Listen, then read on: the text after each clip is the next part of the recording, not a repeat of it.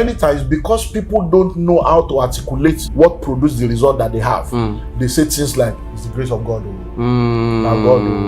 Because they could not explain what brought them to where they are. Because many times we see the fruit, but we don't know the seed that produced the fruit. But it is when people are able to tell you the seed that produced the fruit that you can now duplicate the fruit. Because success leaves clues. But if you don't know the clues, you will not be able to replicate the success. But if you know what people did and you did what they did, anybody can, just by repetition, just by copy what people do, you become like them. It's simple like that. You say somebody that play lottery is lucky. In what way is he lucky? Was he the only one that heard the announcement? Many people heard the announcement to come and play lottery.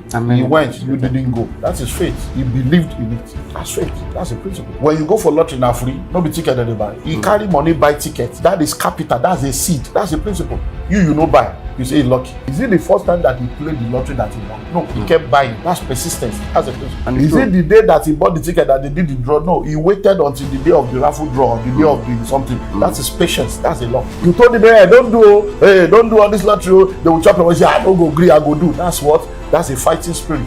Determination. That's a law. So even though those laws are applied in the wrong direction, he succeeded not because he's lucky. He applied laws. The opportunities are what? Ladders, steps, lifts, doors. When you want to climb from ground floor to upper floor and you put a ladder on the wall, for you to climb from ground floor to upper floor, you need both your hands and your leg because you are using the ladder. So there are opportunities that come in your life that will still require you to put in a lot of effort to go up, even though it's an opportunity. Because the person who don't get ladder is worse than you. They'll be trying to jump. You can't jump beyond your, because if you fall, you are down. So there are opportunities like that. The fact that it is an opportunity does not mean it's from exit. The fact that it's opportunity does not mean you should be inactive, doing nothing. Say, I'm just waiting for my opportunity. It doesn't work like that. Show me one person, one in the world that is betting is his life. That's what he does. That's his career. When you say, what do you do for this? I'm a better. I'm a gambler. That gambling is his life, and he was able to do it successfully and became a successful billionaire that his name entered Forbes book of record. He now has children. He now handed over the business to his children. The children too now took it. So anything that is not sustainable, you already know that you're just wasting away your life. And because of poverty and covetousness, it thrives more where there is financial ignorance. Please go and do your research. When you live here now, go to Ikoyi, go to Banana Island, see if you see any betting shop there. Go to the places where rich people are. See whether when you go to Agege, Akomojo, Baja, Songo, Bariga, you see that they go to where poor people are. Because they are selling an illusion to you, and you will be thinking, go happen. Before you know it, 15 years later, you are still the same person. I was married and I did not have what it takes to handle the responsibilities of being married. And now a child is coming to join that equation. You see, and that's why I say there's no romance without finance. Because I fell for that trap of, I love you the way you are, it doesn't really matter, I love you the way you are. And I suddenly realized that is what we call naivete. I was a naive man that just believed that love is all you need. If you just love each other. Then I suddenly realized that love is not enough. Because even when a woman tells you I love you the way you are, it doesn't mean I love you to remain the way you are. She's hoping that somewhere along the line your story will change. If your story does not change, then our whole story about you will change. The ability to provide or not provide is not what makes you a man or your husband. Those are the teachings that we have. Problem. That is the teaching that has put us in trouble. That's the way all of us were brought up. So when the man is saying you have to take care of a family, hey, you have to be able to cook for your husband, so we now have a lot of cook that are useless. All they can do is cook and have sex. And I say that if that's what you are bringing to it, so you now have a wife that you no cerebral meat, cerebrally deficient. You have a wife you cannot gist with. You are talking of football, say what is football? They don't understand. You are talking of sports, you are talking of government. This American election, say where is America? No brain, nothing, no substance upstairs. All they have is to do boda.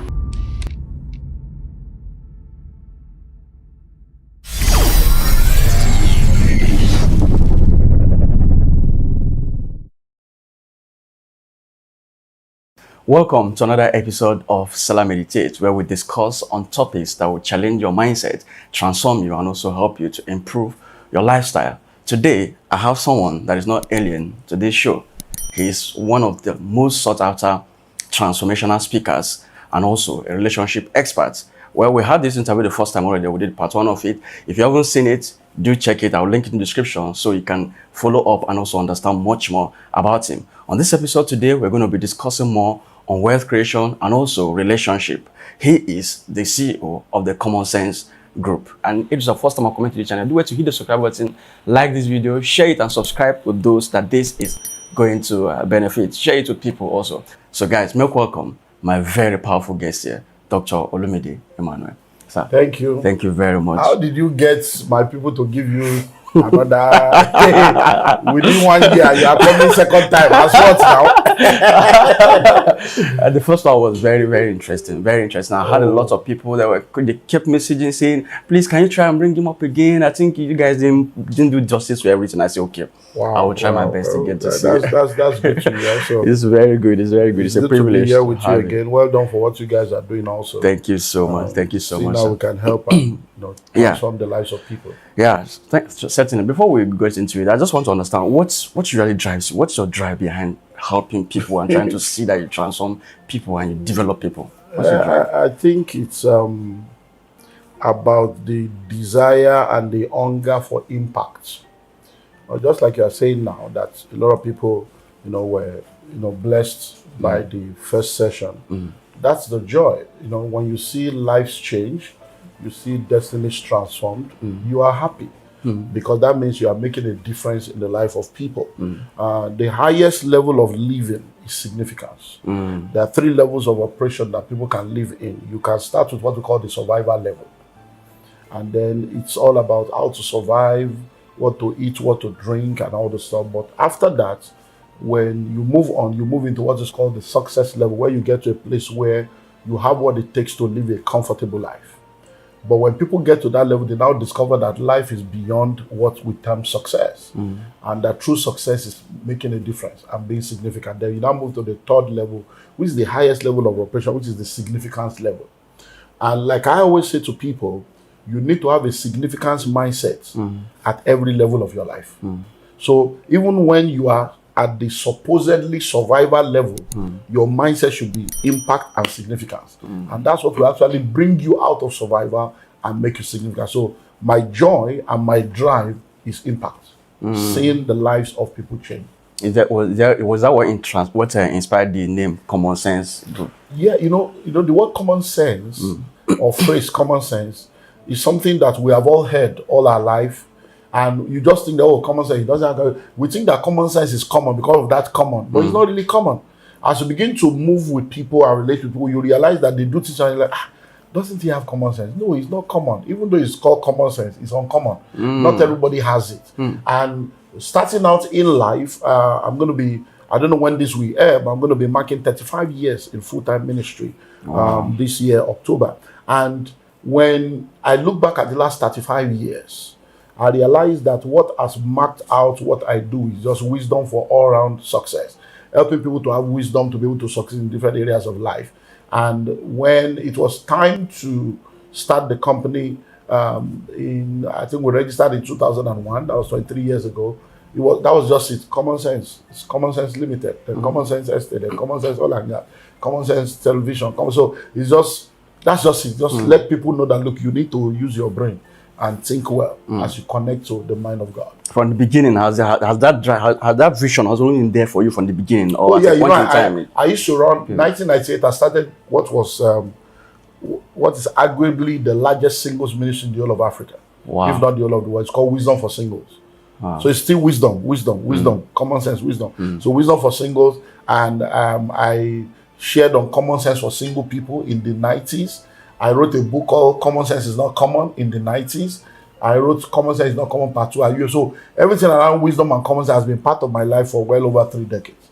That's just more like wisdom and common sense is like, I don't know, I don't want to use the word brand or whatever, but that's just everything around me is all about wisdom and integrity. You talked about that, starting up, that you have seen a lot in life. You have been through a lot in poverty and all of that. At what point did that transformation happen for you? 1997. 1997, 98. I shared the stories, even written in many of my books. My story and transformation when it comes to the issue of wealth came in 1997. I was expecting my first child, and that point in time in my life was a time when, you have this desire and hunger to be the best you can, but you are incapacitated by limited knowledge, limited resources, limited understanding. And my challenge then was the fact that I was married and I did not have what it takes to handle the responsibilities of being married. And now a child is coming to join that equation. You see, and that's why I say there's no romance without finance. Because I fell for that trap of, oh, I love you the way you are. It doesn't really matter. I love you the way you are. And I suddenly realized that is what we call naivete. I was a naive man that just believed that love is all you need. Oh, if you just love each other. Then I suddenly realized that love is not enough. Because even when a woman tells you, I love you the way you are, it doesn't mean I love you to remain the way you are. She's hoping that somewhere along the line, your story will change. If your story does not change, then our own story about you will change. So that was like a frustrating reality for me, that now I'm expecting a child, I don't even have money. If anything happens to this baby now, and they say come and pay for surgery, no money. And that's why I tell people, when you are pregnant, God gives you 9 months notice. So you have enough time to that. So that was that 9 months. This beginning go come back and they explain, talk story to this beginning. And that's why I say, God, I'm tired. You must change my story. Wow. And God said, are you really sure you want your story to change? I said, yes. And then the journey started. So for 8 months, I had an encounter. And within those 8 months, number one, because I was a pastor, and I'm still a pastor. But as a pastor then, to be a pastor and then to be poor, it was like an anomaly. So I'm like, God, I've served you all my life. I don't smoke, I don't drink, I don't woman, I don't do it. I pay my tithe, I give my... Why am I poor? It's because you are practicing religion. And that's why you will hear me say that religion is more dangerous than the devil. When you practice Christianity as a religion, you're going to be a pawn in the hands of charlatans behind the pulpit. When you practice Christianity as a religion, you're going to be a victim of the religious, myopic, unexperienced, inexposed interpretation of scriptures of the people that you listen to. Christianity is not a religion, it's a relationship with your creator. So he said, if you want to really practice kingdom, let me unveil this to you. And so for 8 months, he took me from Genesis to Revelation and began to show me from scripture his biblical economic plan for his church. And that was a breakthrough for me. Next thing he asked me was, who is the richest man in Africa? Who is the richest man in Europe? Who is the richest man in North America? He virtually asked me who the richest man in all the continents of the earth were. And I knew some, I didn't know some. I'm like, he said, are they born again? I said, no. He said, so if the richest people are not born again, and you say you are born again, you are not rich, then there's something you don't know that you need to know. There's something you are missing up that you need to understand. And he said, I should go and study the lives of all the rich and wealthy individuals and families I can find. 1998, 97, 98, no Google. To let you know the kind of work I did for those 8 months, it was like madness. Library to library, reading books, going around just studying, going to museums, studying, trying to find out who are the richest people. And I came out with some basic understanding. Number one, I realized that what I've been doing as a pastor was I've not been incorrect, but I've been incomplete. Incorrect and incomplete. I've been sincere, but I've been sincerely wrong. Wow. You can be sincere and be sincerely wrong. You can be sincere and be sincerely wrong. A lot of people are hardworking, but they are not smart working. Hard work is not enough. Smart work must accompany your hard work. So the first thing I realized was that look, I need to move from religion to kingdom. Because there's a difference between the person of Jesus and the principles of Jesus. You see, the person of Jesus gives you peace and guarantees your eternity. But the person of Jesus does not prosper you. You don't prosper because you are born again. The Bible never promised that. The Bible says that above all things, I wish that you prosper. I wish. It's a wish.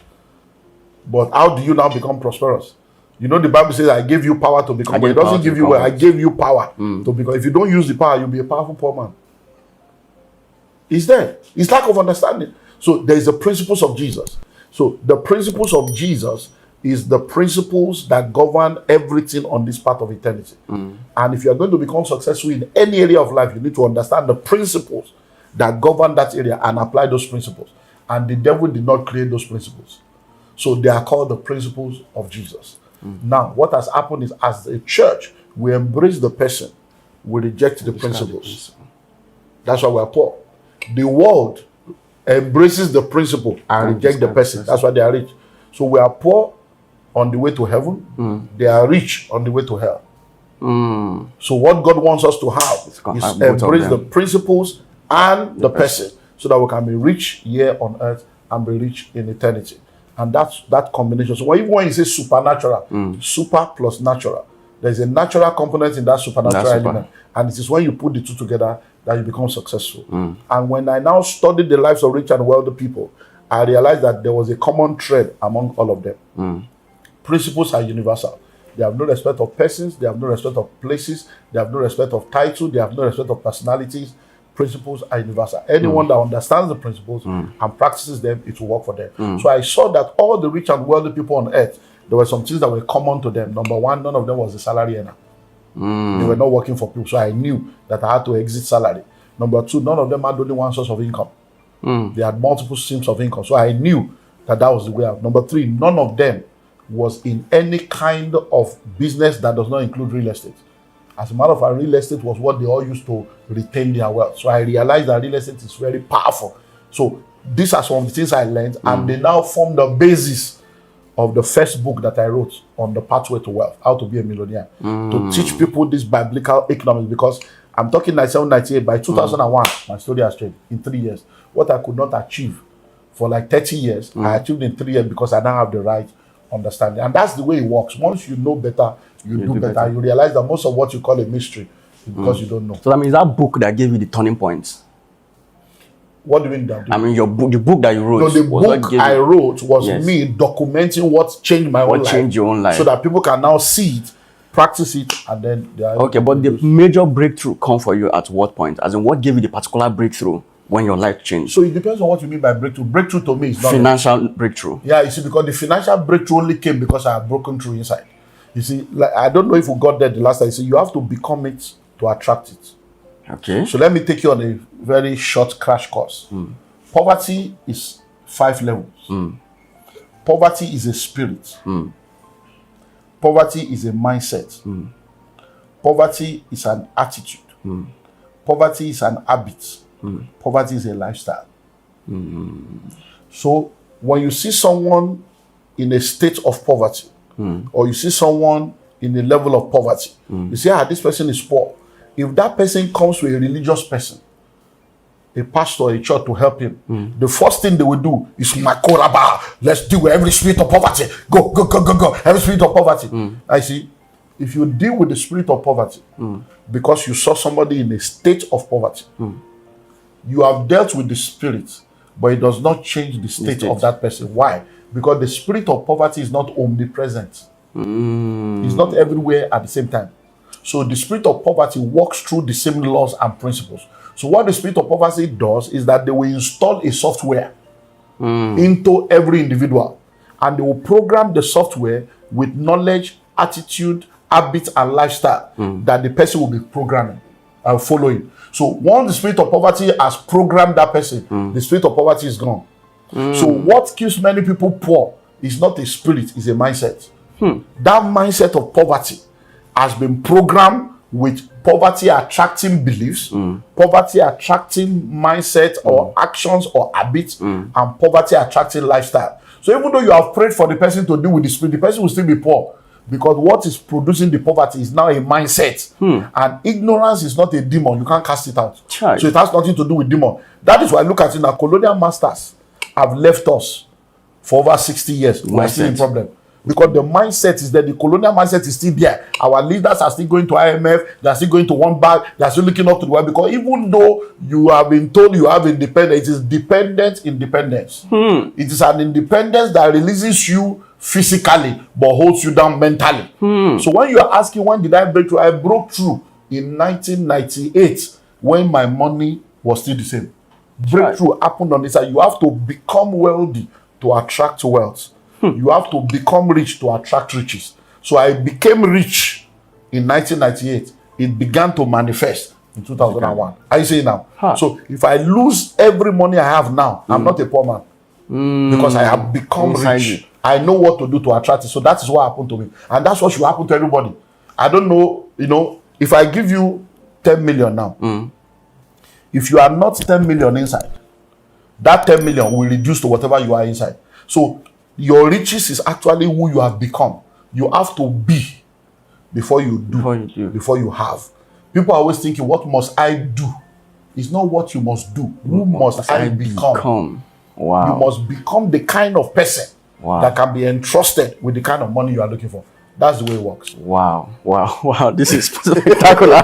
So guys, if you're enjoying this thing, make sure you like, subscribe, and share this video. So sir, Now, the book of Ecclesiastes talked about the fact that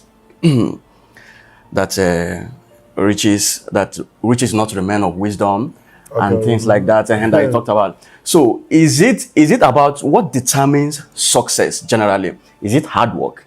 Is it mindset? Or is it destiny? Does God create people and destine you that you have to achieve wealth, whichever way it is? Or is it mindset? Because the Ecclesiastes said that it's not by men of power, it's not by men of wisdom, it's not by power, it's not by things like that. It's just time and chance that happens to everyone. Okay, so what determines chapter 9, verse 11, the race is not to the swift. That is it.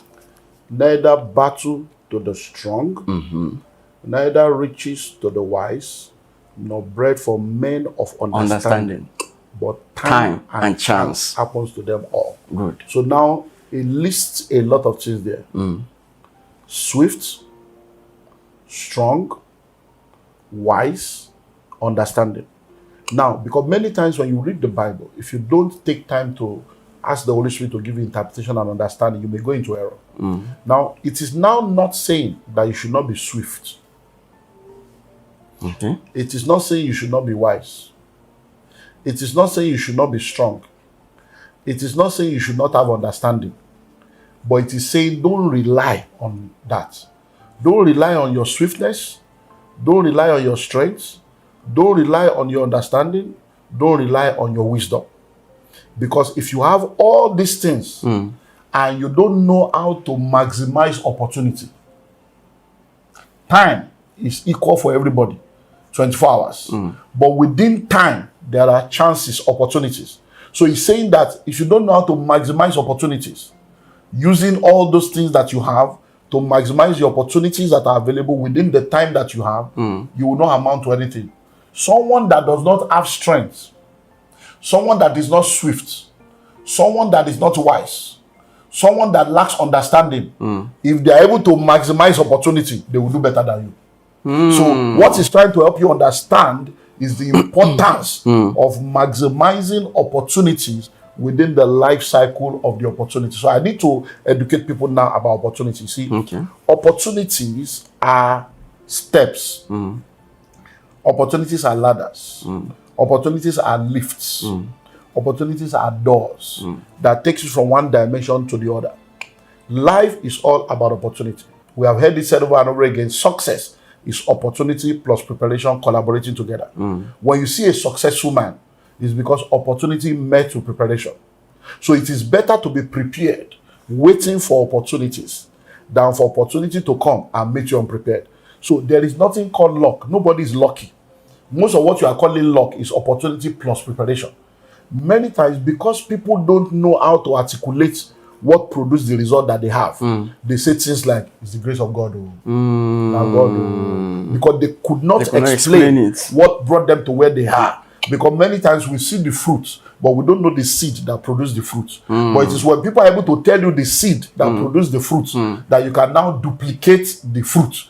Because success leaves clues. But if you don't know the clues, you will not be able to replicate the success. But if you know what people did and you did what they did, anybody can, just by repetition, just by copy what people do, you become like them. It's simple like that. So when it comes to this issue of opportunity, I remember I was speaking at an event years ago. I don't know where, but the person was saying, no, what of the people that play lottery? Some people are just lucky. They just go for reality show and they just blow. I see there's nothing like that. It's because you people lack understanding. Any man, any woman in this world that has become successful in any aspect of life has not become successful by luck. There's nothing like that. They became successful because they activated the principles and the laws of success consciously or unconsciously.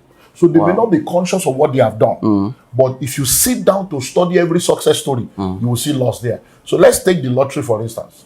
You say somebody that played lottery is lucky. In what way is he lucky? Was he the only one that heard the announcement? Many people heard the announcement to come and play lottery. He went, you didn't go. That's his faith. He believed in it. That's faith. That's the principle. When you go for lottery now free, no be ticket that they buy. You carry money, buy tickets. That is capital. That's a seed. That's the principle. You know buy. You say he's lucky.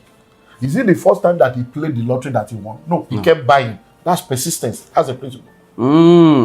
Is it the day that he bought the ticket that they did the draw? No, he waited until the day of the raffle draw, or the day of the something. That's his patience. That's a law. You told him, hey, don't do all this lottery. They will chop him and say, I don't go agree, I go do. That's what? That's a fighting spirit. That's determination. That's a law. So even though those laws are applied in the wrong direction, he succeeded not because he's lucky. He applied laws. It's like an armed robber. An armed robbery, not be small job. The principle of armed robbery is entrepreneurship. It's true. Entrepreneurship. To be an armed robber, you gotta go sit down and successfully choose a target, decide how do we meet them, what do we do, what if this one. That is entrepreneurship. Yes. That is board meeting. To do armed robbery and kidnapping. That's entrepreneurship. Yes. But in the wrong direction. In the wrong direction. So if they can just carry that same laws and put it in the positive direction, they will be successful. So there's nothing called luck. There's nothing like that. So most of what you are is because many times nobody is teaching us and breaking this thing down. You know, people are not ready to sit down to learn. That's why they are where they are. So once you understand it, you realize that anybody that is successful is not because like he just became lucky. No. Time and chance happens to them all. Whether you are wise or you are strong, all of them, everybody at equal time. The same 24 hours you have is the same 24 hours I have. How come you are saying, how do you do all these things that you do? Now because I manage my own time. It's the same time. I don't have 25 hours. Nobody has 25 hours. Nobody has 23 hours. It's true. So you cannot say he has more time. Nobody has more time. You create time for what is important to you. You say he has more chances. No. Because so like I said, so opportunities, once you have that understanding, and I want to really spend time on these opportunities because I see that it's a major issue that many people don't understand. And I've written a book on this. All these things, I get book. Let them go to olumidemmanuel.org. You see books on opportunity, books on creating your success. All these things, I've written book. So once I get an understanding, I put it in a book so that it could be there for people to learn. Go to my YouTube channel, you see all these things there. So now listen, I told you, I said opportunities are what? Ladders. Steps. Lifts, doors. Look at it. When you want to climb from ground floor to upper floor and you put a ladder on the wall, for you to climb from ground floor to upper floor, you need both your hands and your leg because you are using the ladder. True. So there are opportunities that come in your life that will still require you to put in a lot of effort to go up, even though it's an opportunity, because the person will not get ladder is worse than you. They'll be trying to jump. You can't jump beyond your, but that ladder is, but you still have to, because if you fall, you are down. Yes. So there are opportunities like that. The fact that it is an opportunity does not mean it's for lazy people. The fact that it's opportunity does not mean you should be inactive, doing nothing. Say, I'm just waiting for my opportunity. It doesn't work like that. There are some opportunities you have to grab with your hand. I don't know how old you are, but in those days in Lagos, when we were still young, we used to enter Molwe. Because I know you people are doing BRT now, so you don't understand Molwe. Molwe. In the days of Molwe, there is no bus stop. You see, when you are inside the Molwe, to come down, you have to have a strategy. Because if you say you want to wait to bus stop to come down, they will mob you. So you come down before the bus will stop, and you'll be running along with the bus to stabilize yourself. Then if you want to enter, you have to be watching. All you need is one leg and one hand. You don't need your whole body. So you just be looking. Once your leg don't enter, you put your hand, that's it. Your body will enter later. That is where some opportunities are. You grab it with hand and leg. Yes. Because it may not come again. Not all opportunities are. There are daily opportunities, weekly opportunity, monthly opportunity, yearly opportunity, seasonal opportunity, and there are once in a lifetime opportunity. It's unending. Now, the second one, opportunities are steps. To climb a step, you don't need your hand. It depends on the kind of step. So you can actually be on your phone and you are still climbing. So there are some opportunities that when they come, you just need to do something. You can still be doing other things. That opportunity will still be working. But there are some opportunities that are like lift. You don't even need to do anything. Just press button, just stay there. Stay on it. That's just fine. So those are the ones that when people now say, how did you do it? You say, it's God. He says, because even you yourself, you cannot explain you know, say this one. If they say qualification, I don't qualify. If they say you know somebody, it's just God. Because sometimes people can just sit down. I was still discussing this same situation with someone on my last trip to Gambia, and the only reason why that person got that job was because they have decided that it seems as if everybody here is a man, and everybody that has occupied this position is a man. That this one is a woman that we want. So the board has decided that it is a woman that will occupy the position. When they did the interview, this person was number 36. Wow. But she got the job because the 35 people that were better than her were men. She was the first among women. Can you imagine? So she was number 36, but she got the job. So she too know say, now third class you get to. He too know say no get brave for that job. You know. So why you don't go church, go give testimony? And it's true. She went to give testimony. So when you now hear that kind of testimony, you will now think that God promotes riffraff. No. Those are special. That's what they call I'm the one. You have shown me mercy. It is lift. When God lifts you, he says he raises the poor from the dust. And those are the supernatural dimension that, but you see that lift one, nobody can help you. It's only God. There's no permutation and combination. It's God that knows how to position you to be in the right place at the right time. And that's what the favor of God is all about. Then I go to the next dimension. Opportunities are like doors. But we have three major kinds of doors. Number one, we have a door that you have to use key and use your handle and push or pull. Yes. So some opportunities like that, there are doors, but you still need to apply some wisdom, some principle. You still need to put in little energy. You need to push or pull. That's one kind of door. But there's another kind of door. It's called automatic door. You don't need to do anything. No, nothing. Just show up. Just show up. You don't open. It's like lift again. You just see that sometimes it's not that you just meet some people and before you know your life just changed.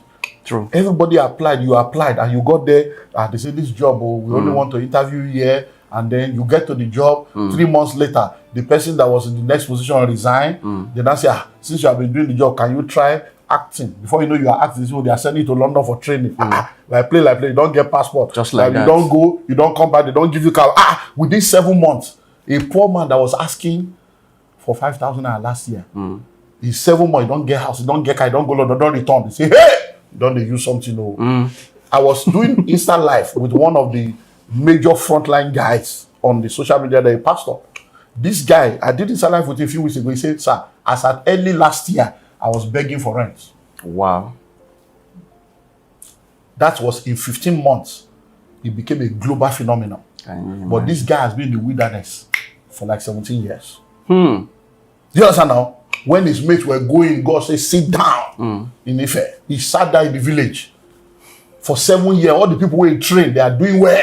God said, sit down here. So many times, there are 7,000 that are on the reserve bench waiting to be manifested. But people don't understand it. So that's the way this opportunity thing works. So opportunities come within the life cycle of time. And time is in hours, in minutes, in seconds, in days, in weeks. So that scripture is loaded, though. That scripture is loaded. Now, well, as you talked about the fact that people apply some principles in the wrong direction. Some people may talk about, and that's why they should continue on their betting, because some people like betting every day. They go play bet night, all those betting platforms. What do you have to say about that? Do you encourage people to continue? Okay, so one thing I want to ask is this: show me one person, in the whole world that is betting is his life. That's what he does. That's his career. You say, what do you do for this? I'm a better. I'm a gambler. That gambling is his life, and he was able to do it successfully and became a successful billionaire that his name entered Forbes book of record. He now has children. He now handed over the business to his children. The children too now took it. So anything that is not sustainable, you already know that you're just wasting away your life. We have stories upon stories of people that have done lottery, done gambling. It doesn't end well. Do you understand now? And you will know, you see, you can't game the system. These things are all algorithms. The people that are planning to say you should come and make money, they have already programmed how much they're going to do. So if we do the software now, and say, okay, software, for every 10 million, we'll give away 500,000. So it means that by the time somebody is winning 500,000, the company has made 10 million. If that's the algorithm. If they say if they say, okay, we'll give 10% of everything that we make. That means they will program it in such a way that once they make 10 million, they will give away 1 million. Somebody can win 200.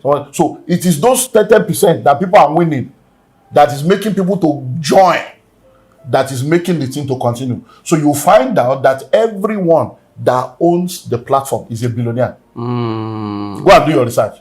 All those betting platforms, the owners are billionaires. The people playing, nobody has ever made it. It's a game. Your life, you have submitted your life to become a pawn in the hands of capitalism. And because of poverty and covetousness, it thrives more where there is financial ignorance. And that's true. More, That's true. Now, if you notice, please go and do your research. When you live here now, go to Ikoyi, go to Banana Island, see if you see any betting shop there. No, go to Ikoyi, go to Banana Island, go to VI, go to the places where rich people are. See whether when you go to Agege, Akonjo, Baja, Songo, Bariga, you see that they go to where poor people are because they are selling an illusion to you. And you will be thinking, go up. Before you know it, 15 years later, you are still the same person. So we just say, well, just for me to survive at the meantime. So if that's what you want to do. So now, the country has become the way it is. Like, you've always been saying that the country is going to get worse and things like that. So as the country has become like this and people suffering left, right, and center, poverty, left, right, and center, what's the best way for people or individuals to become recession-proof in this kind of our economy? You see, I was listening to my younger brother, my kid brother. He sent me, he's producing Gary Jebu, so he sent me a write-up that should help him push the Gary. So I'm pushing again, making him buy my brother Gary. So now, boy, you see, he did something that was very amazing. I was telling my wife, I said, this thing what my brother do, I go carry out. He said that water pass Gary. Water pass Gary. Everybody now knows that water pass Gary. And he said that in order for you to now succeed, like me, I always say, he's now saying it this way, that is either you will have to reduce the water. But he said we have reduced everything, including our self-esteem. He said the other option is to increase your Gary. So reduce water means reduce your income. Increase Gary means increase your income. Well, I love that analogy of water pass Gary that is very bad. And that's the way. You see, many times, people are looking for a new revelation. Something, there is nothing new under the sun. There is nothing you are going through now that people have not gone through before. Inside Bible, people were so poor that they were killing their children to eat. So when people are talking things about what do I do, it's the same thing we have been saying that we say you are just looking for someone to lie to you. Any economy in this world, no matter how bad it is, those are the two answers. Reduce your expenditure, increase your income. That's all. There's no new revelation anywhere. Except you are not ready to listen to the truth. You are looking for one magician to give you one fake news. It is the same way. Reduce your expenditure, increase your income. Look, I was on a program a few weeks ago, and somebody called into the program on the TV station and said, everything that Dr. Emmanuel is saying, I agree, but it cannot work in Nigeria. And he was talking to Dr. Emmanuel that lives in Nigeria. So if they cannot work in Nigeria, how did he work for you? You see, that is so. Now on that table, I have one of my mentees on that same table that 4 years ago was poor. That now our business is doing billions. Somebody I've mentored in less than 3 years, they are doing turnover of billions in this same Nigeria. So I told her, I said, look, I am here in Nigeria. This person is a testimony that what I'm saying is working in Nigeria. Yet to say it cannot work in Nigeria. But you know what that made? When I left there, I was now thinking when I was in the car, I said, now wow, this world though. Because in 2020, somebody called me from London during lockdown and said, I've been following you this lockdown period. That in fact, I used to come to your program in 1998, 99 at the National Stadium. That singles program I was talking about. So, but now I'm in London. You see, everything you are saying is so powerful. So, but the problem is you cannot work in London. You cannot work in London. So I told him, I said, it works anywhere. That same person. I went to London in 2002 because COVID, they were doing. So in 2002, I went to London. And he traveled down to meet with me. I sat him down, told him what to do. As I'm talking to you right now, this is 2024. In less than 3 years, he has produced over £3 million. Wow. The person will say, if he work for London, it is now working for him. They are now telling him that he has joined Juju. That since he joined Olumide Emmanuel, they don't know these people. They don't indoctrinate him. They don't know what are you doing? But it's just knowledge that people don't have. So listen and listen well. Principles are universal. They are universal. But the problem is the application of those principles are personal, contextual, and geographical. So a lot of people, they say, all these motivational speaker aspire to. It's not like that. It's because I read the book, it didn't work. I listened to all these things that say it doesn't work. It's your pessimism. Your pessimism is now what is keeping you where you are, because you will not see what you are supposed to see because you are blind by your mindset. So principles are universal, but the application of those principles are personal, contextual, and geographical. So let's go. 2 people got married on the same day. They started having sex with their husband same day. 1 year later, one don't born pikin. 11 years later, the other one never born. Is sex wrong? Are you saying now? So that you are not pregnant after 11 years of marriage does not mean, I say, forget it. All this is, they are just deceiving us. Sex does not work. Forget it. Sex does not produce children. There are something they are doing, they are not telling us. No. Sex is the way. There is no sex with your spouse. But now there is something you don't know that is stopping you. So you may have an health issue. Your husband may have an health issue. Or you may be having sex in the wrong time. I said, so now, but to say sex is wrong because you didn't produce results, you are wrong, sir. So principles are universal, but the application is personal. So if you don't know how to apply that principle to your personal life, it may not work for you. Not because the principle is wrong, but because something is wrong with your personality. It's your personal problem, not the principle problem. Yes, Anna, it's personal. Number 2, it is contextual. There is a context within which it can work. For instance, now, there is war in Ukraine. There is war in Palestine. Even if we say real estate is so powerful, it doesn't mean you should not go and buy a plot of land in Ukraine now, so you get real estate. Now, doesn't mean real estate is bad. No, within the context of war. No, the Ukraine will go. Yes, so, to now say, forget it, all this real estate, I bought land in Ukraine, it didn't work, they are deceiving us. No, sir, it is where you bought. And the season you bought. And the context within which you bought. That's it. True. And then principles are universal. The application are personal, contextual, and geographical. Geography matters. If you don't understand the geography, so as we did here now, people are saying Nigeria is not safe. They are killing people. I can't come to that country. Security. We're in America, and I keep asking all of them. I see people are just deceiving themselves. As we were in America, they were telling us there was a shooting that took place in August. They were saying that is the 35th shooting in 1 year. When they shoot, they will just enter school, begin shoot. You don't hear say they enter school, shoot anybody for Nigeria. But they are still in America, deceiving themselves that America is safer than Nigeria. Why? Because maybe they heard that there's Boko Haram in one place. We are in Lagos. You don't see gun before for Lagos. They don't shoot you before for Lagos. I've been in Lagos for over 50 years.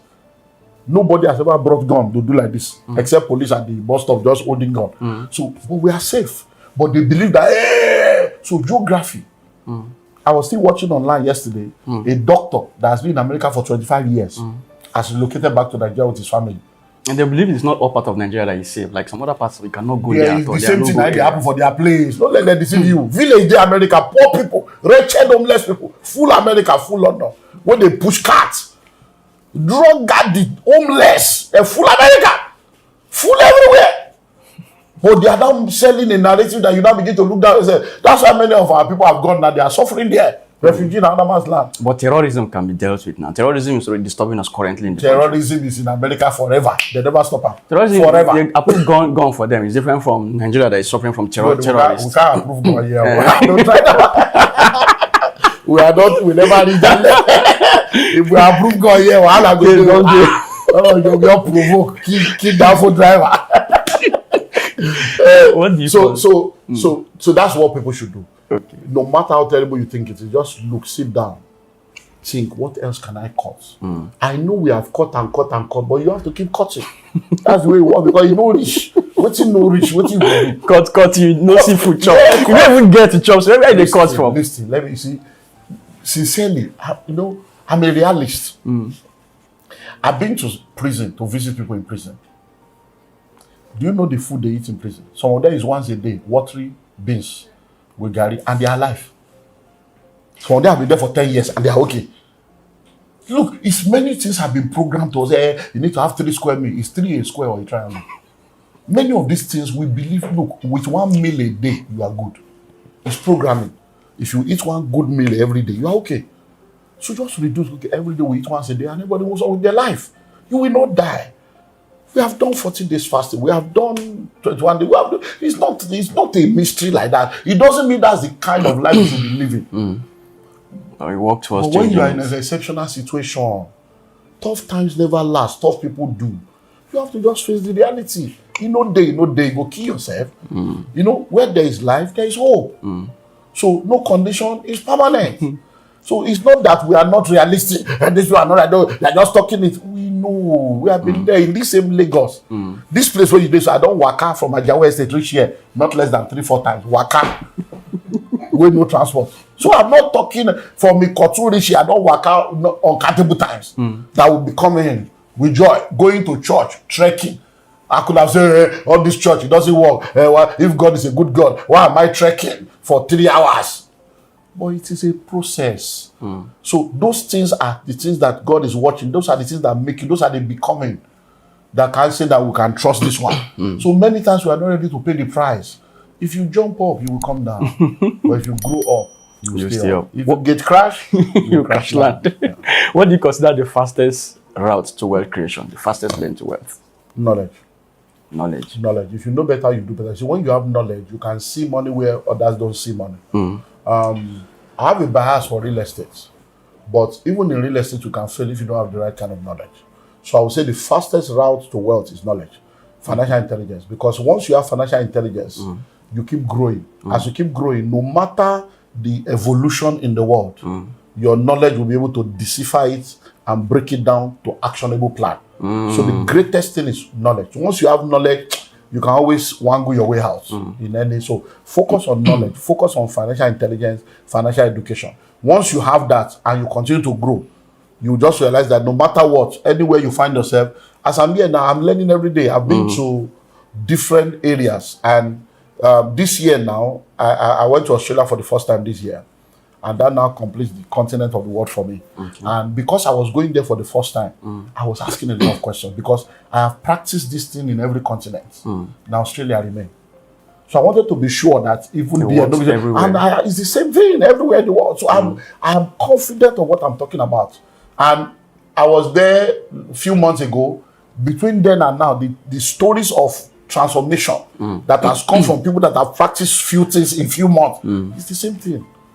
It's the same thing. So that's the way it works. Now, I want us to break down on relationship, marriage, and finance. Now, you were talking about earlier when you were talking about without money, marriage can. So, can a marriage truly survive without financial compatibility? Even if there is love, there is spiritual connections. As Christians, they say you should love one another and you love your partner, and as in spiritual connection is there, everything. But maybe the finance is struggling there. Can that marriage truly survive? Oh, yes, it can if they have the right support system. Many times, a lot of people don't have the right support system. You see, every one of us, we are all product of our environment, product of our association, product of our upbringing, and product of the knowledge that we are exposed to. So if you are in a relationship, you love the person loves you, you are committed to each other, but you are not financially empowered or financially compatible. When you are the right kind of support system, that knowledge that is missing, mentorship can bring it. Other people can. That money that is missing, that connection that is missing, other people can bring it. The problem is that most of the time, they don't know. They don't know that they don't know. They don't want to know. People are not humble enough to seek help. And even if they want to seek help, they don't seek help early. Seeking help is one. Seeking help early is another. Medical science and medical doctors and medical practitioners will tell you that there is no sickness on earth that cannot be cured if detected early, including cancer.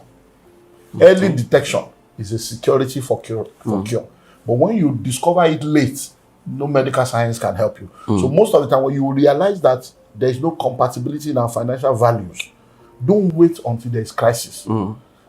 Quickly seek help and let them support you with knowledge and information that will guide you. Because I've said it over and over again. For me, life is lived forward but understood backwards.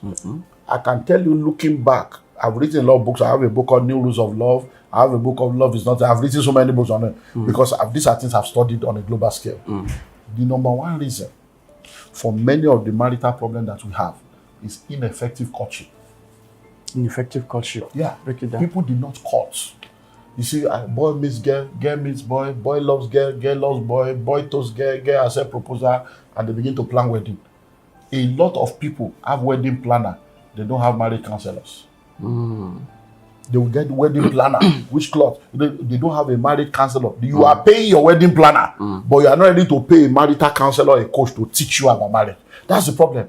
So they prepare for wedding, but only few people prepare for marriage. Wedding is for a day, marriage is for a lifetime.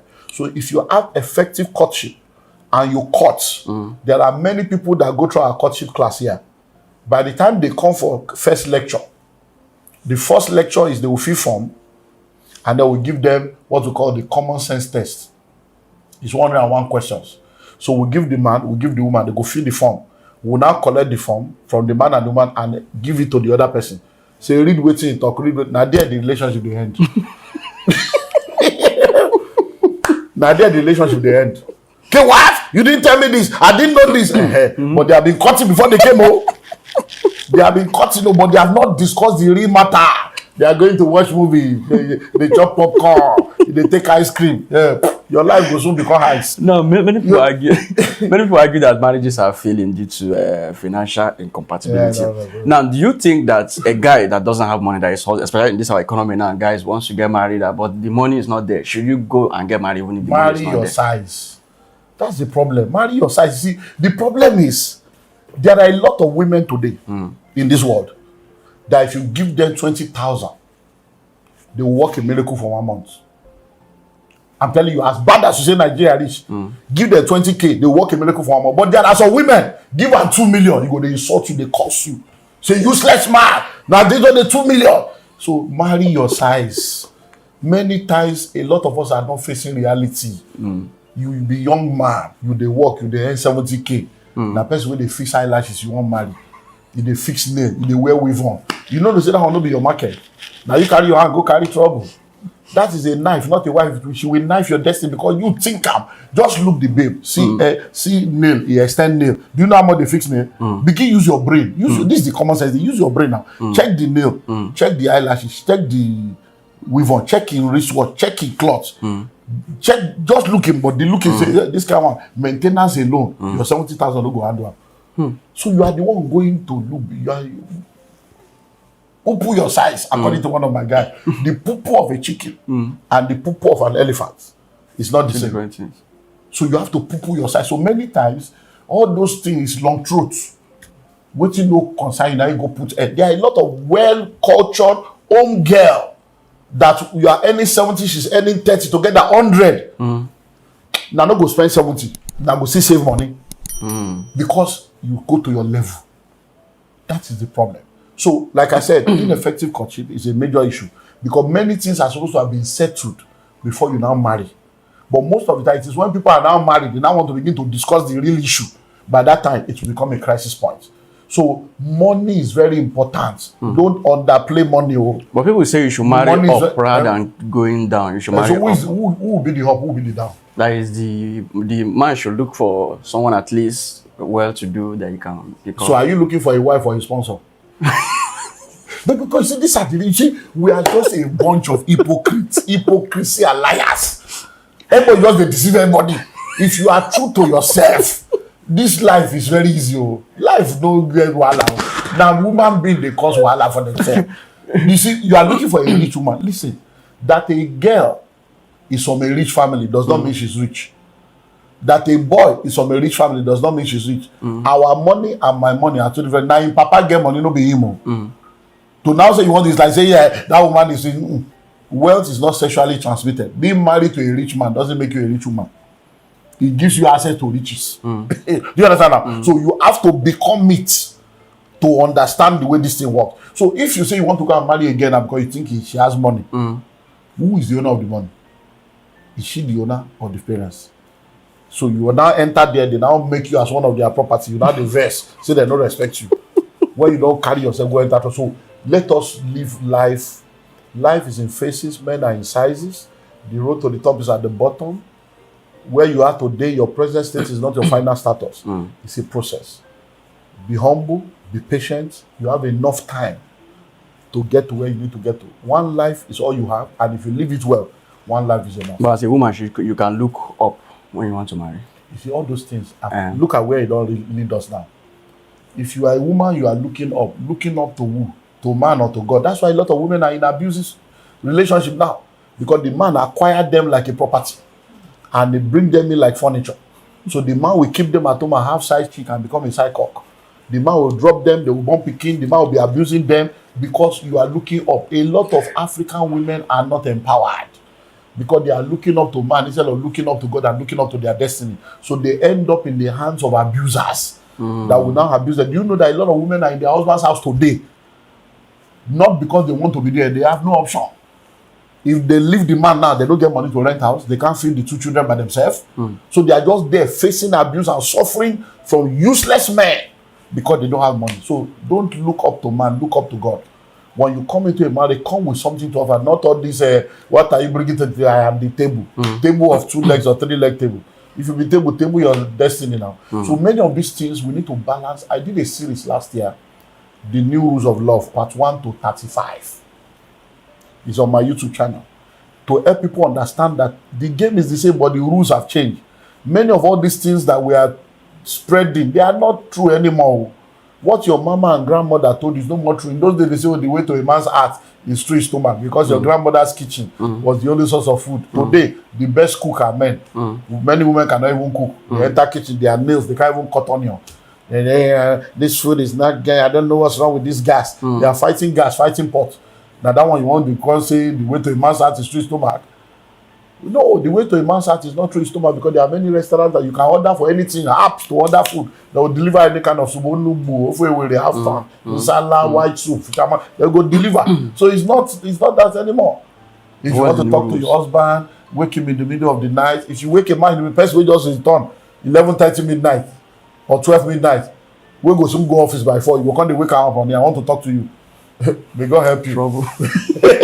So there are a lot of rules that have changed. That is why you now see that a lot of men have defined themselves only based on their financial capacity and bedroom capacity. So when a man does not have money, he feels inferior. When a man cannot perform in the bedroom, he feels inferior. Why? Because he has defined his manhood based on those 2 things. So the problem is now that because you have defined manhood based on ability to provide and ability to perform, you have not understood manhood. By the time they now relocate, that's why they are now having problem abroad. But isn't that what it's supposed to be, ability to provide? No, that's not. Provide what? That's the issue. To be able to provide for the home, provide for the family, what? Provide everything, finance, security. Show me the Bible that I said you should provide money. Show me the verse of scripture. You see, it's our mindset. Your primary assignment as a man is to provide leadership. Yeah, provide leadership. When you provide leadership, that's your leadership that you are providing, that vision. That's okay. Let's go down. Who is a father? Who is a husband?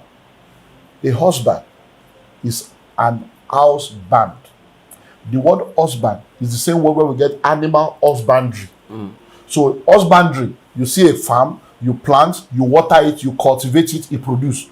That's who a husband is. You are the one to put all the resources. So when you marry a wife, anything she's bringing, anything you are bringing, we sit down together as one family. Then as a leader, I offer leadership to cultivate and put all those things together for the maximum use of that family. So it is our family. So any money that is coming, there's nothing like my money, your money. Is our money, our family income. That's it. When you say father, who is a father? A father is a source and a sustainer. So when you become a father, you are the source of that child. You now sustain the child. So you provide vision. You provide the resources. So it's not that you won't provide money, but that's not the primary. So the ability to provide or not provide is not what makes you a man or your husband.